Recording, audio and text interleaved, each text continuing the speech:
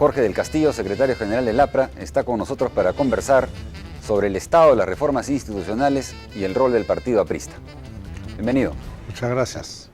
Bueno, se dice que cuando se pierde la confianza entre la gente y el poder, hay una pérdida de capital social. Y aquí parece que hay esta pérdida de confianza en relación a la seriedad y el compromiso que hay respecto a las reformas institucionales. ¿Qué piensa el APRA en relación a este tema? Bueno, yo creo que en lo que se refiere a reformas institucionales y aspectos estructurales del país es cero, ¿no? No la hay. Lo único que se puede acercar a eso es, ¿qué cosa? La elección regional. Pero esta no ha ido acompañada de una legislación, digamos, que reestructure ese sistema. Y junto a esto le podríamos decir también la falta de cumplimiento de los compromisos genéricos que se hicieron a lo largo de la campaña, ¿no? Que son de todo tipo, simples o más complicados. Pero hay reformas que se han emprendido, en el caso de las Fuerzas Armadas, en el caso de la policía. Ciertamente, como has dicho, la regionalización es una de ellas. Yo no sé, por ejemplo, de la policía si se ha emprendido, porque el cambio del ministro Costa ha dejado pues en el limbo el tema. En este momento nadie sabe si esto está avanzando en el sentido que se había propuesto el grupo que estaba a cargo del sector interior antes.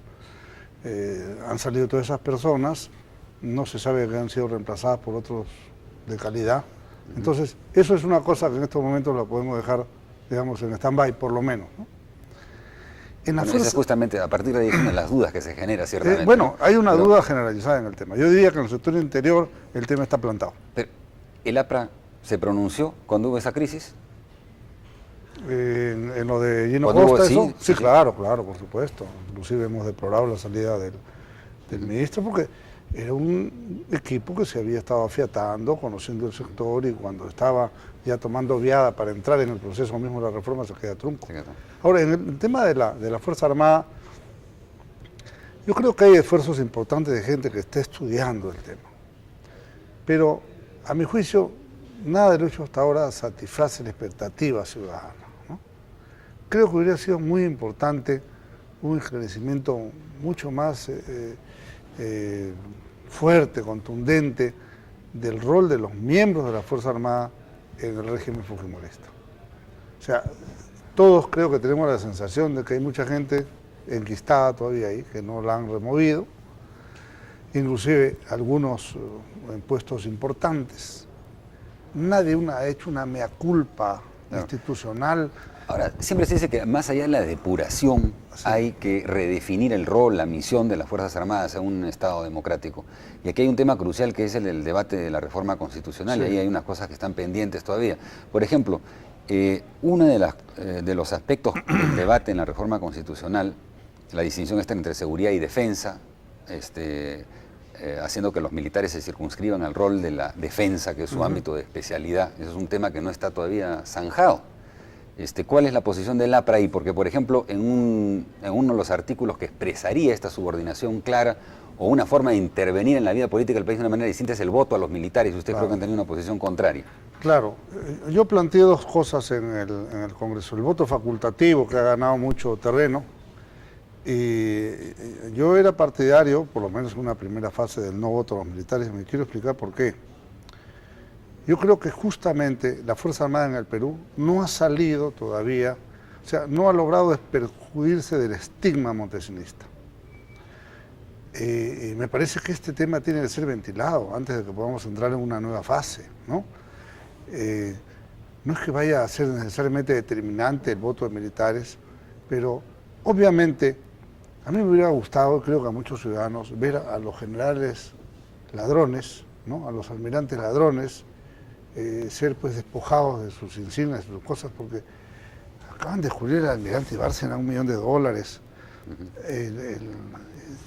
N generales, ya ni mencionar los nombres, cifras millonarias completamente fuera de lugar, coimeadas en la época de guerra, inclusive, lo cual es un hecho de traición. Pero no están ahí, están con todos sus honores, con todos los beneficios, y creo que hasta siguen recibiendo pensión, hasta el Grupo Colina sigue cobrando. Entonces, mientras este tema no sea aclarado, ventilado, limpiado, ¿no? Yo creo que la Fuerza Armada todavía tendrá que escribir su propio libro blanco. Está justamente en eso, bueno, un libro blanco, ¿no? El último libro blanco que escribieron fue en el supuesto fraude del año 62, que fue un libro negro realmente. Pero esperemos que haya un esclarecimiento. Luego de eso quizás podremos pensar en el tema del voto. Tengo entendido, sí, el compromiso ahora de las Fuerzas Armadas de colaborar, por ejemplo, en el caso de la Comisión de la Verdad, incluso de participar eventualmente en reformas institucionales, ¿no? En audiencias institucionales, perdón, que permitan exponer públicamente cuál ha sido el rol que jugaron en determinado momento. Es un paso importante, me parece. Yo creo que eso es un paso importante. Ahora, precisamente, permíteme tocarle una vez antes de pasar a otra reforma que me parece importante, que es la del Poder Judicial, pero en el caso de la Comisión de la Verdad, hay algunos temas también que han quedado bloqueados en el debate constitucional que tienen que ver, por ejemplo, con el derecho a la verdad, con la obligación de reparación por parte del Estado, temas como asilo y extradición. Yo creo que esas cosas tienen que estar incluidas de todas maneras, ¿no? Por ejemplo, asilo y extradición, además hay una larga, digamos, trayectoria latinoamericana de esas instituciones que tienen que ser plenamente respetadas. ¿El APLA se comprometería, por ejemplo, en un proyecto de ley sobre un programa de reparaciones? Pero por supuesto, yo me acuerdo que cuando estuvimos en la mesa de diálogo de la OEA trabajamos el tema con organizaciones de derechos humanos y con el propio gobierno en ese momento. Además, es una forma de zanjar el dolor de la familia, de los deudos y además de reparar, pues, ¿no? Hay que reparar, no hay nada que hacer.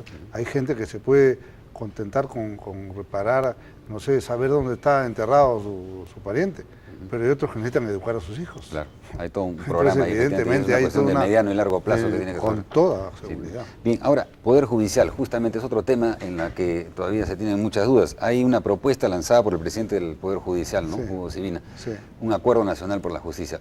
¿Es posible, en tu manera de ver esto, de que la reforma sea solo con los magistrados? ¿Es necesaria la participación de la sociedad civil? Primera pregunta. Me parece que sí. ¿Sí? Nosotros hemos pedido formalmente al gobierno, y el gobierno ha aceptado, para el día martes 18, uno de los puntos de la reunión del Acuerdo Nacional va a ser la reforma del Poder Judicial. Y hemos pedido que se invite al doctor Sibina con su equipo, que vaya a exponer su punto de vista. Y me parece que es indispensable comprometer a la sociedad civil, porque realmente la ciudadanía, ¿qué cosa ve el Poder Judicial? Un juez anónimo, ¿no?, que sentencia, y siempre hay un sector enormemente descontento, nunca hay confianza, a lo largo de los años en el Poder Judicial, hagan bien o hagan mal, pero realmente hay un factor de desconfianza. Esta suerte de anonimato, yo creo que hay que desvirtuarla de alguna manera, comprometiendo más a la ciudadanía con el Poder Judicial y el Poder Judicial con la ciudadanía. Están de espaldas realmente, ahora, ¿no? Ahí justamente... Uno parece que fueran jueces sin rostro teniendo nombre y apellido, ¿no? Sí. Bueno, justamente una de las dudas que se tiene es, hay de los 30 magistrados de la Corte Suprema, hay un tercio al menos que tiene una serie de cuestionamientos y dudas por su trayectoria y por sentencias inclusive que han dictado anteriormente.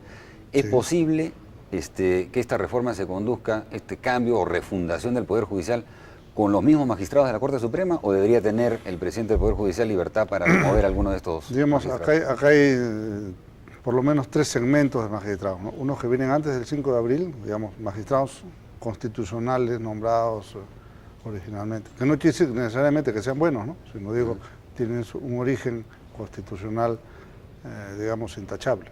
Inclusive unos han regresado luego que fueron sacados con el golpe de Estado. Estos han sido ratificados por el Consejo de la Magistratura. Después hay unos que entraron después del 5 de abril por decreto ley. Bueno, pero varios de esos también tienen cuestionamientos, ¿no? Bueno, unos y otros, ¿no? Por eso me refiero. Su origen no va necesariamente en proporción a su corrección, ¿no es cierto? Pero hay magistrados que entraron después del 5 de abril por decreto y después han sido ratificados por el Jurado de Honor y recientemente por el Consejo de la Magistratura, y quedan un grupo, pero queda. Y hay unos, los menos, que son nuevos, ¿no? Yo creo que habría que promover, por ejemplo, hay unas vacantes pendientes en la Corte Suprema, esas deberían proveerse lo más pronto posible. Lo que pasa es que no resulta atractivo para los abogados el tema, habría que insistir que el Consejo de la Magistratura abra el concurso rápidamente y las provea. ¿Y habría que revisar la propia función del Consejo Nacional de la Magistratura? Yo creo Porque se ha cuestionado mucho que a veces algunos magistrados justamente no son ratificados o fiscales que no son ratificados y porque no hay motivación de la... Así es, ¿no? exacto. Bueno, siempre las ratificaciones eran inmotivadas, pero yo creo que hay un derecho constitucional de saber, oye, si hay una disposición de saber por qué estás detenido, ¿por qué no va a haber una disposición de saber por qué te sacan? ¿Ya? O por qué te quedas, ¿no? Entonces, sí, yo estoy de acuerdo que haya una motivación de ese tipo de resoluciones. Bien. Ahora, el problema judicial, vamos a ver, yo creo que el martes hay un reto interesante ahí, a empezar a tratar y buscar el mecanismo. Es que yo entiendo, el magistrado tiene la tendencia autárquica, ¿no? A decir, no, el Poder Judicial autónomo, nadie se puede meter. Pero no es tan autónomo, pues, cuando sufre, cuando no hay presupuesto, cuando entran las comisiones ilegales, cuando entra la influencia política, pierde autonomía. Entonces, ¿cómo hacemos para la autonomía? Más bien, la sociedad civil, creo yo, que debe participar para proveerle una buena autonomía. Bien. Te agradezco, Jorge, realmente el tiempo nos ha ganado, pero creo que habrá oportunidad de volver a conversar sobre estos temas. Muchas gracias. Muchas gracias. Bien, gracias. Nosotros volvemos con la última secuencia del programa y una nota sobre los carnavales en Lima y provincias, inmediatamente después de una pausa.